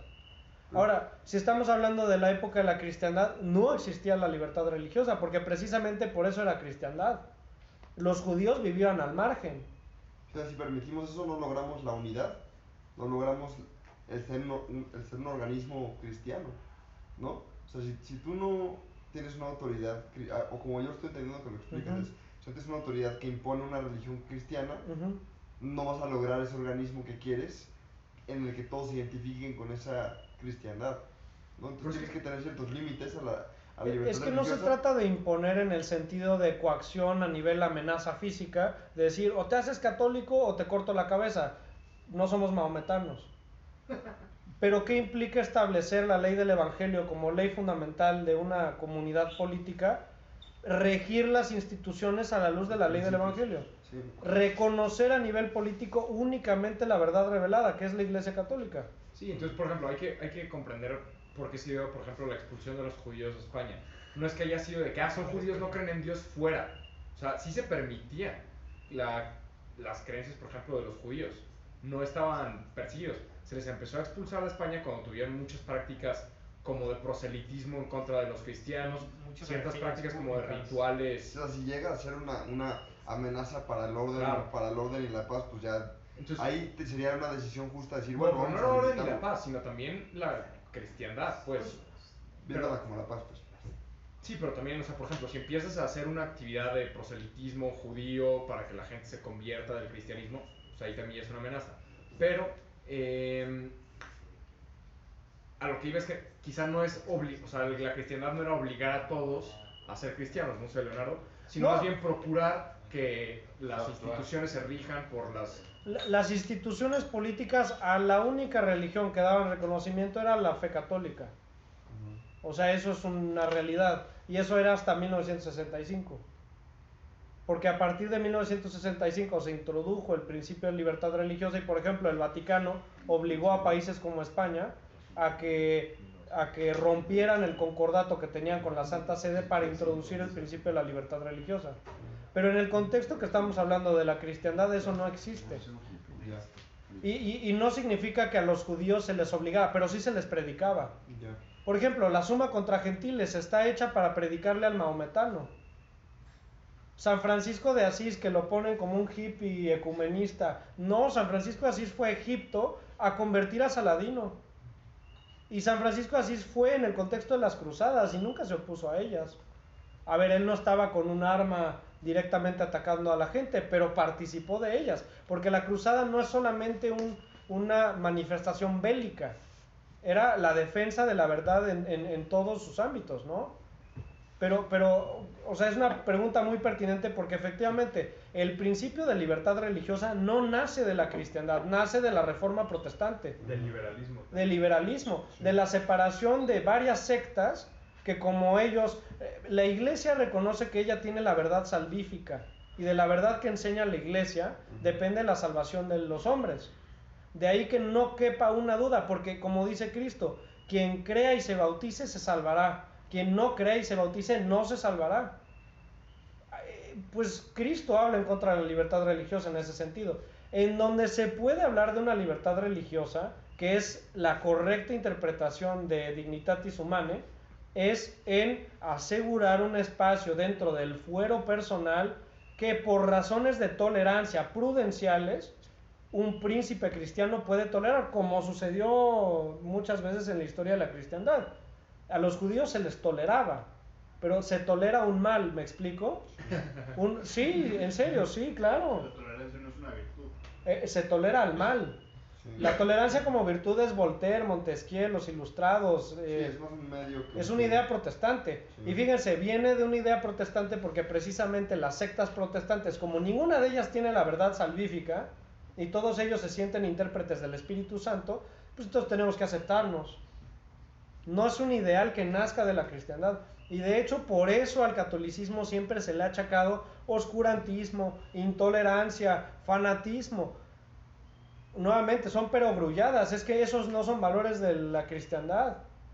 Por ejemplo, critican a la Inquisición porque perseguía a heterodoxos. Pues es que esa era la función de la Inquisición. Entendiendo la sociedad a un nivel orgánico, en el cual la libertad religiosa no era un valor. No estoy emitiendo un juicio de valor, insisto. No estoy yo diciendo si esto es bueno, si esto es malo, pero estoy haciendo una descripción de la morfología teológico-moral de las sociedades de la cristiandad medieval, ¿no? Que si nos gusta, que si no nos gusta, esa es otra discusión, ¿no? Perdón, es que yo iba a pagar con tarjeta, pero su terminal no funciona, entonces... ¿Les puedo ir cobrando? Sí. A ver, ¿no le pierdes, ni bro? ¿Con 150? Sí, 150. Tú no te puedes. No, tú no. No, sí, no te preocupes. Gracias. Gracias. No doy cambio. No, güey. Por el cigarro. Está densa la plática. ¿Qué pedo?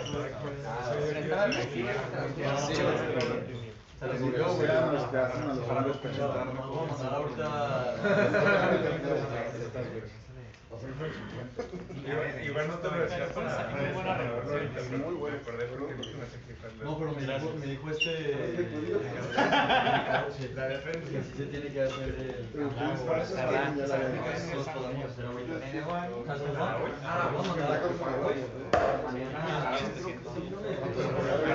¿Me puedo echar otra chela?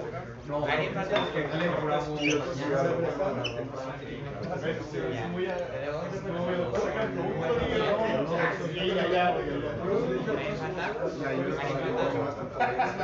Nano, yo vivía en el Nano vivía conmigo en la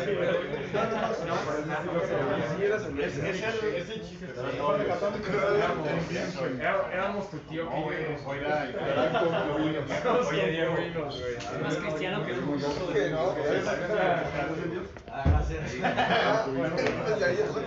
Oye, ¿cuál calzas, güey? Pues desde ahí ya muy bien. Escuché la expresión. Todavía no acabo, pero... No, pues no sé si... déjame ahorita que cobremos ya terminamos el break. Tú dale. A ver cuántos temas salen, pero chingón. Ya va la conclusión.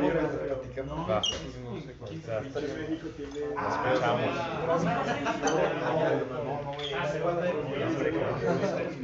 Me encanta esto. Serías un buen dominito. No, sería buen adjunto. Serías buen dominito. Por boca de oro. ¿Qué pasó, Iñaki? ¿Cómo estás? Pronto. Estuvo lo que escuché, estuvo muy interesante. Pues bueno, todavía no acabo, pero ya estoy para acabar. También tengo una pregunta.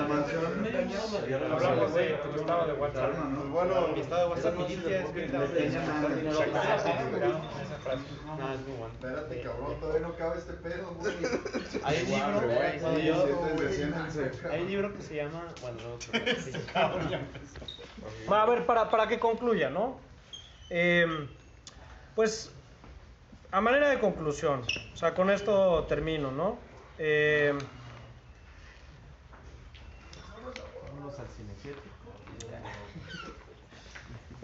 En el caballero, el concepto de honor es central. El honor es todo para el caballero.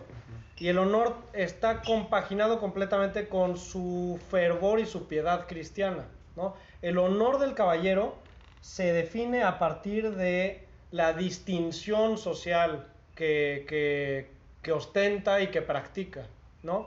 Porque a diferencia de la igualdad moderna, en los ideales medievales estamentales se entendía que los mejores estaban para gobernar a los peores. Y se entendía que el más apto era el que debía mandar, a diferencia de nuestra época que se vota por el peor o se vota por el que es más efectivo en conseguir votos, ¿no? Pero de ahí el concepto de honor, y era un honor que se veía en todo. El caballero, por eso tenía un caballo de buena raza, tenía una armadura limpia, tenía armas que ostentaban la dignidad de caballero. O sea, todo iba con relación al alto oficio que desempeñaba dentro de la sociedad, ¿no? Pero bueno, hoy en día pues el concepto de honor no existe, porque hoy en día hablar de honor es casi como que hablar de viejitos, ¿no? Y fíjense que los viejitos todavía siguen viviendo bajo ideales caballerescos que nuestra sociedad ha olvidado, ¿no? El honor hay que entenderlo tanto como una dignidad exterior, como una dignidad en la vida prudencial práctica, en la vida del caballero, ¿no? El caballero no es nada más caballero por luchar, o sea, detrás de la lucha había toda una vida, por ejemplo, de mística y de ascética. ¿Alguien sabe qué es la ascética? No. Es como un valor filosófico de abandonarse, ¿no? No filosófico, teológico. Sí, es como la renuncia a la comodidad, ¿no? Exacto. La ascesis implica la renuncia a las ataduras corporales para la elevación espiritual de uno. Y la ascética no es nada más para contemplativos. Todo cristiano está llamado a ser ascético, ¿no? Aguantarte una comidita, agarrar un látigo y... Pues eso hoy en día asustaría a muchos, pero sí. O sea, a lo largo de la historia de la iglesia era muy normal el uso de, por ejemplo, silicios. Claro. Cosas muy satanizadas hoy en día, ¿no? O disciplinas, ¿no? En la Ciudad de México había un padre español que era bastante conocido, que se llamaba el padre Chinchachompa. No sé si alguien lo haya escuchado. Le decían así porque no tenía pelo. Pero él decía, por ejemplo, a los drogadictos les decía, cada vez que tú te drogas, ¿sabes qué siente Dios? El drogadicto le decía, no lo sé. Y él empezaba a golpearse. Algo que a lo mejor hoy en día a nosotros nos espantaría y diríamos, qué radical, ¿no? Pero imagínense, era tal el amor de ese sacerdote por esa alma distanciada, perdida en el vicio, que no dudaba ni un segundo en recurrir a esos medios con tal de mostrarle el daño que se estaba provocando a sí mismo y la grave ofensa que implicaba a Dios, ¿no? Pero bueno, creo que es un ejemplo pertinente y bastante actual. Murió en los 90s el padre Chinchachón.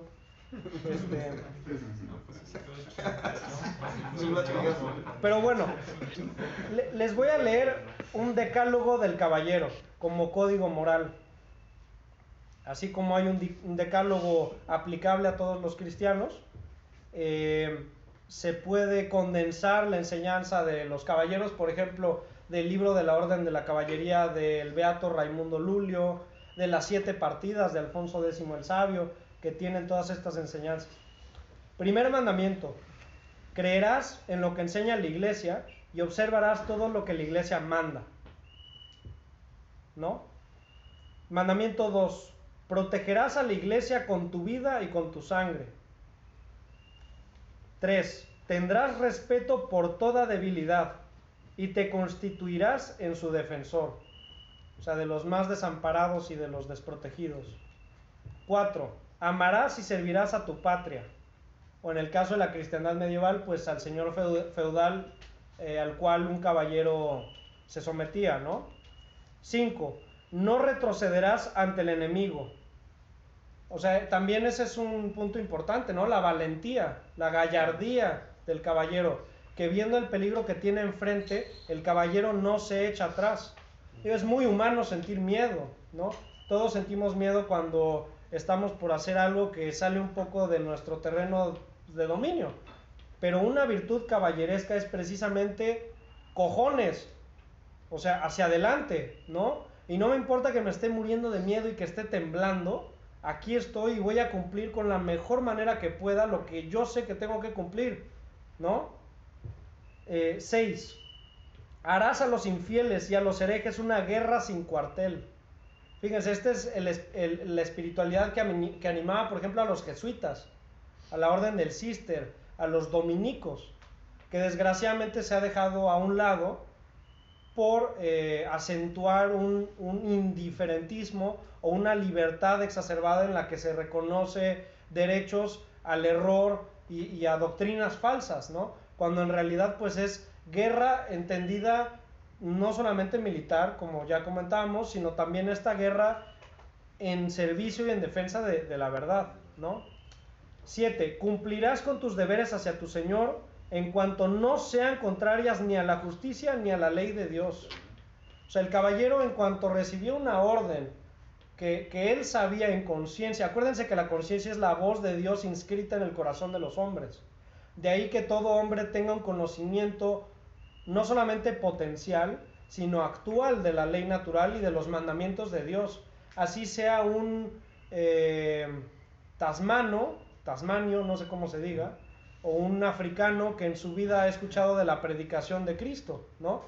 Ellos tienen la posibilidad de acceder a la ley natural por medio de su conciencia. Eso es lo que la Iglesia siempre ha enseñado, ¿no? 8: no mentirás y serás fiel a la palabra empeñada. Me gusta mucho esta expresión, la palabra empeñada. ¿Algún abogado que pueda explicar la metáfora por qué se dice la palabra empeñada? Pues que entrega su palabra. Como que garantía.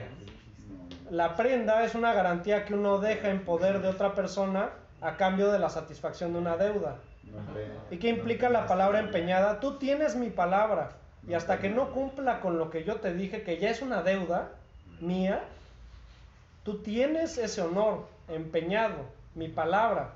Fíjense la importancia del concepto de honor, ¿no? El caballero es el hombre de palabra, es el hombre que dice algo y lo cumple. No el que, sí, ahí nos vemos, no sé qué, y no llega, ¿no? O sea, es alguien, el que cumple a carta cabal, ¿no? En todo lo que tiene que cumplir como hombre. 9. Serás generoso y liberal con todos. Este es el verdadero espíritu aristocrático, ¿no? El mejor al servicio de los más desamparados, de los más débiles.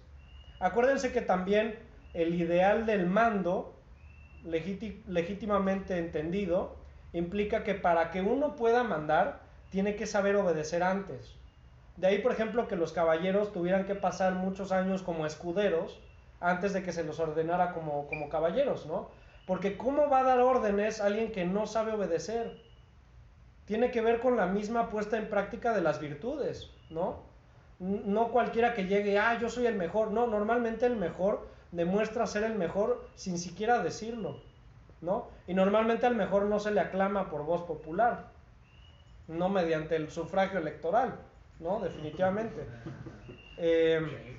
Y 10. Serás siempre y por doquier el campeón del derecho y del bien contra la injusticia y el mal.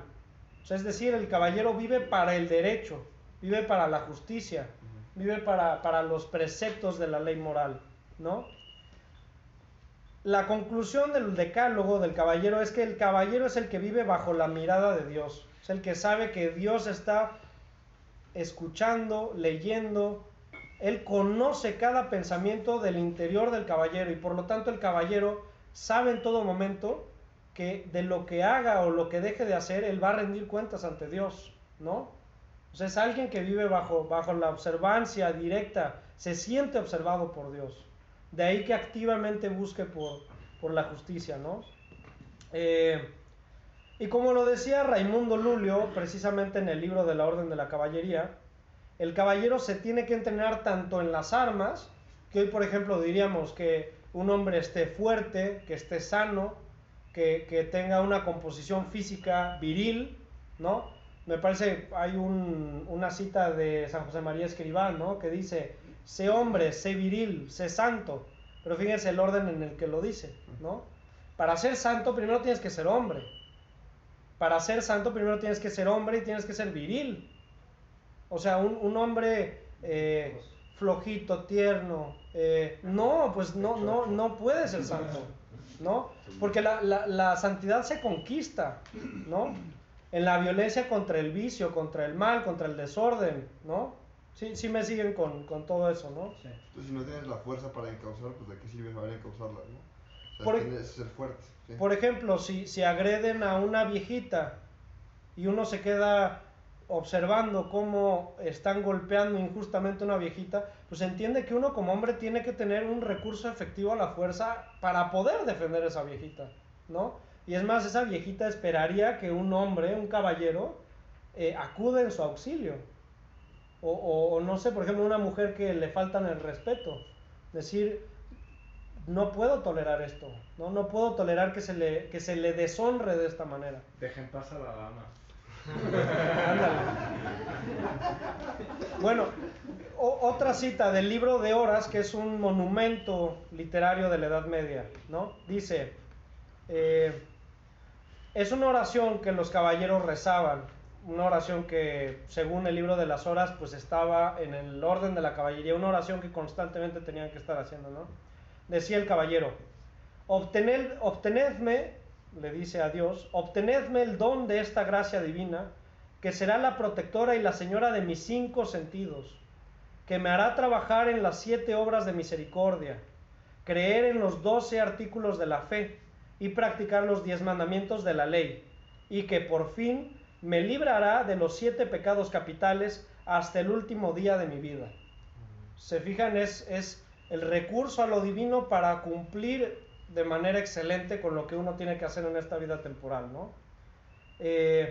Los caballeros, sobra decirlo, pues eran profundamente marianos, como es el caso de San Bernardo de Claraval, que propagó grandemente la devoción a la Santísima Virgen en la Edad Media, ¿no? Tenemos que entender que para dominar al mal, primero hay que saberse dominar a uno mismo, ¿no? O sea, ya la antigüedad grecolatina sabía que para conquistar al mundo, primero uno tenía que empezar por la conquista de uno mismo, ¿no? Para hacerse un hombre virtuoso, porque es en la medida en la que uno es virtuoso que puede practicar la virtud hacia los demás. ¿Han escuchado la expresión atleta Christi? ¿Alguien? Bueno, ¿a qué le suena? ¿Alguien que tenga alguna noción de latín? Atleta de Cristo. El atleta de Cristo. Wow. Bueno, el atleta Christi era una investidura dada por el Papa a los caballeros más grandes de la cristiandad. Por ejemplo, San Fernando III, rey de Castilla, el rey de la Reconquista, que conquistó Sevilla, recibió el título de atleta Christi, ¿no? Que tiene que ver con aquello que decía San Pablo, ¿no? En la primera carta a los Corintios, esa sí tengo la cita anotada. Dice: todos los atletas se entrenan con disciplina, lo hacen para ganar un premio que se desvanecerá, pero nosotros lo hacemos por un premio eterno. Por eso yo corro cada paso con propósito, no solo doy golpes al aire, disciplino mi cuerpo como lo hace un atleta, lo entreno para que haga lo que debe hacer. De lo contrario, temo que después de predicarles a otros, yo mismo quede descalificado. O sea, ahí San Pablo básicamente está diciendo, pon en práctica lo que predicas, ¿no? Congruencia. Congruencia, exactamente, coherencia. Y todo en pro de la vida eterna. Se entiende, después de todo esto, que el caballero es un digno imitador de Jesucristo. En cuanto a que es hombre, en cuanto a que es viril, en cuanto a que es prudente. Cristo fue el principal defensor de los desvalidos, ¿no? De ahí retoma el ideal caballeresco, esta defensa de los más desamparados. Y bueno, la conclusión es esta. ¿Por qué decayó la caballería? ¿Por qué ya no existe caballería? ¿Por qué creen? Porque ya solo importo yo mismo. O sea, porque yo me tengo que definir a mí mismo, encontrar mi propio éxito, defenderme. O sea, yo existo en la forma en la que soy independiente de los demás. Entonces, todos mis esfuerzos, el estar mamado es para verme yo bien en el espejo, el ganar varo es para vivir más chingón, y ya no para servir a los demás, para entregarme, para vivir por ideales mayores. Yo pienso. Claro, esa es una causa fundamental, ¿no? ¿Qué otra cosa se les ocurre? Yo creo que porque, así como dice Nietzsche, pero sí bien interpretado, el humano ha matado a Dios en cuestión de su voluntad. O sea, creo que el cristiano moderno no piensa en la voluntad de Dios como algo como vivo y real, sino más bien como una interpretación propia de lo que Dios quiere. ¿Se explica? O sea, ¿sí? si la iglesia te dice Dios quiere esto, entonces es que según yo Dios quiere, o sea, no, te estoy diciendo que Dios quiere esto, o sea, es una voluntad viva. Creo que se ha matado eso. Y si estuviera un poco más mucho más impregnada la sociedad, que sí hay una voluntad de Dios, y que es un Dios vivo, estarían más claras las cosas. Claro, la interpretación protestante de la verdad, que ya no es la verdad, es tu verdad, ¿no? Que cada quien, a ver, hay protestantes muy serios, pero la pregunta es, ¿bajo qué parámetro un protestante sabe que la doctrina que enseña es verdadera? Y te va a decir, bueno, es que las Sagradas Escrituras, las mismas Sagradas Escrituras, me parece que es la epístola de Pedro, señalan que quien interpreta libremente y sin ningún parámetro en algo, puede conducir a errores. El mismo demonio tentaba a Cristo malinterpretando las Escrituras. ¿Están de acuerdo? Sí. Esa es una de las cosas, bueno, yo tuve clase de Derecho Canónico hace poco, y justamente es una de las cosas que nos señalaba el profesor, que digo, yo sin desestimar a lo que diga el Papa Francisco, señala que antes todas las enseñanzas de los papas estaban fundamentadas en una impresionante tradición de papas y de criterios anteriores, y que ahora cada vez más y más la opinión es propia en vez de estar fundamentada en tradición. Entonces siempre tienes que ver justamente eso, que tu interpretación, que tu criterio está fundamentado en algo anterior a lo tuyo, ¿no? Porque la verdad justamente no cambia. Así es. Y no es propia. Entonces el primer principio en el que Aristóteles sienta su metafísica, ¿cuál es el primer principio de la razón especulativa y práctica? Pues que no puede ser. Así es. Y ese es el principio metafísico de Aristóteles. Las filosofías modernas han acabado con ese principio. Pero precisamente la metafísica y la enseñanza teológica cristiana se fundamenta en lo que es, ¿no? Lo que no es, no es. Eso lo dice Santo Tomás de Aquino, ¿no? Lo que es no puede dejar de ser. Al menos no en cuanto a un principio metafísicamente establecido, ¿no? Si hablamos de verdades del orden temporal, quizá en cuanto a la ejecución histórica de algo podría ser.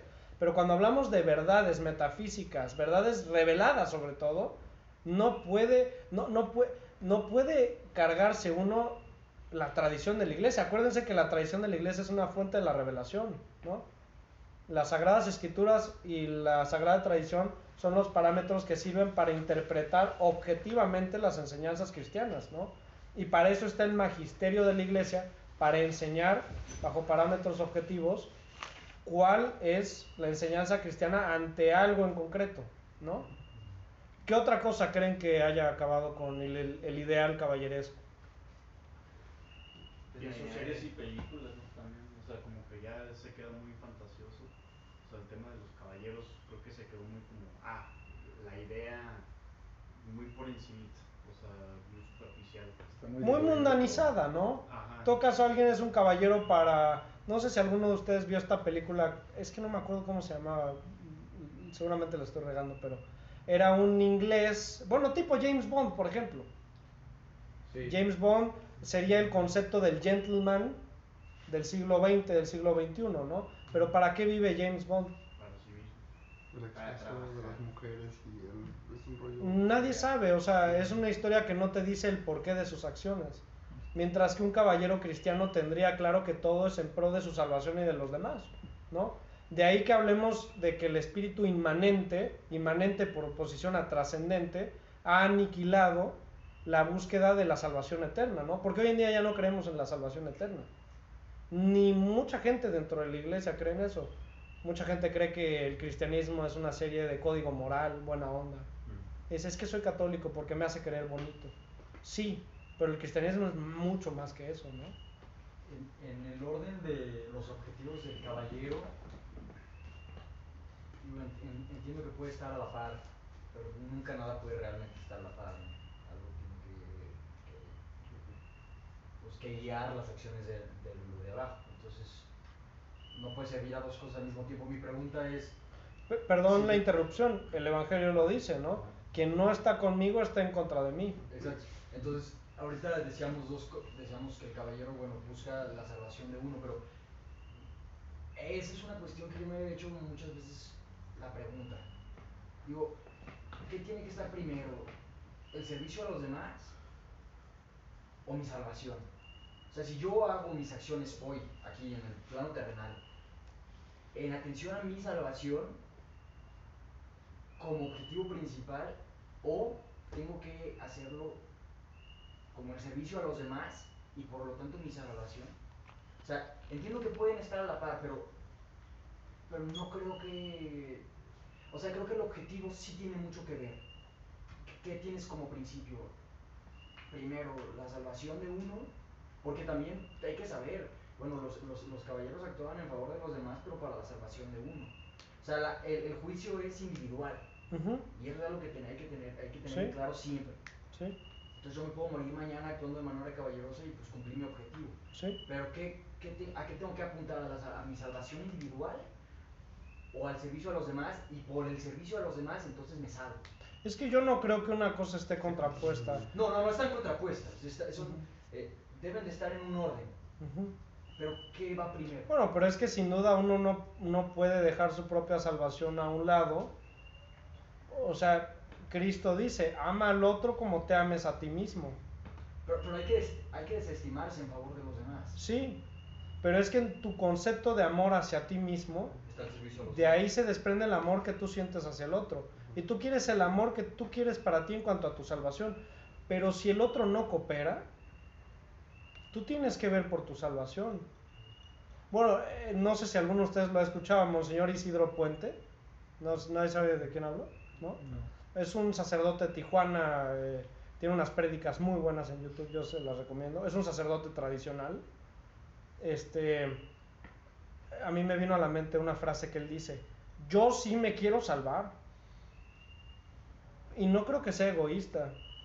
O sea, uno colabora en la salvación del otro, pero en cuanto... Es que la fe y la salvación, como bien dices tú, el juicio es individual. Y yo creo que el peligro de quien no se preocupa por su propia salvación termina siendo un ideólogo. Y yo le voy a decir a todos los demás cómo es que se tienen que salvar. Espérate. En primera, yo creo que eso no le corresponde a uno, ¿no? Es más, los grandes santos, muchos de ellos han recibido una revelación respecto de cómo llevar a cabo la empresa que Dios tiene fijadas para ellos. No es una iniciativa personal, ¿no? O sea, por ejemplo, la fundación de las grandes órdenes religiosas es dada directamente por una revelación divina, ¿no? Porque no es una misión humana, ¿no? Y en el caso creo que, bueno, yo no soy muy conocedor, pero creo que en el caso del Opus Dei es lo mismo, ¿no? Claro. Y de los dominicos, y de la Compañía de Jesús, y de San Francisco de Asís. Pero porque estamos hablando de personas que llegaron a tal grado de excelencia y de ejercicio de la virtud, que precisamente pues son faros de luz para los demás, ¿no? Pero pues yo pues no sé si estén de acuerdo conmigo, pero uno tiene que ver por su propia salvación. Y naturalmente, por ejemplo, tenemos un deber con las personas con las que estamos más atados. Por ejemplo, un párroco es un pastor, y el párroco es responsable de las ovejas que tiene de su rebaño, ¿no? No en el grado de que por los errores de una oveja descarrilada que no sigue los consejos del párroco y se pierde, eso significa que por eso el párroco se va a condenar. No, pero sí del párroco que no hizo nada por dejar que su oveja saliera del redil, ¿no? El padre de familia, que sus hijos se apartan completamente de las enseñanzas de la iglesia y no hacen nada por revertirlo, ¿no? Pero bueno, mi conclusión solamente: ¿desapareció la caballería? Pues no del todo. Y a mí me da la impresión de que, bueno, viéndolos a todos ustedes, estoy seguro de que no ha desaparecido, ¿no? Pero de nosotros depende de que no desaparezca y de que ese ideal pues se siga animando, ¿no? De que seamos hombres de Dios, que seamos caballeros, miembros de la milicia cristiana, que sigamos esta enseñanza que está en el libro de Job y que asumamos la lucha con gusto. Iba a traer un libro que iba a rifar, pero se me olvidó. Se llama El combate espiritual, de Lorenzo Scupoli. ¿Quieres rifar un libro? ¿Un libro para rifar? ¿Como de Castores? Herejes de Chesterton, editado por Castores Editores. Bueno, en pues, pasta blanda. Pero eso ya sale de mi esfera de competencia, ¿no? ¿Cómo se llama el libro que dices? El combate espiritual de Lorenzo Scupoli. Era el libro de base que utilizaba San Francisco de Sales, doctor de la iglesia, por cierto. San Francisco de Sales tiene un libro muy bonito que se llama Introducción a la vida devota. Pero el combate espiritual creo que plasma muy bien todo esto. El combate espiritual de Lorenzo Scupoli comienza diciendo: tomemos a Cristo por abanderado, no tendremos mejor capitán. Pero pues es precisamente la síntesis de todo esto, ¿no? Seamos caballeros para que al final de nuestros días podamos decir junto con San Pablo, acuérdense que dice San Pablo: he combatido el buen combate, he concluido mi carrera, he conservado la fe. Muchas gracias.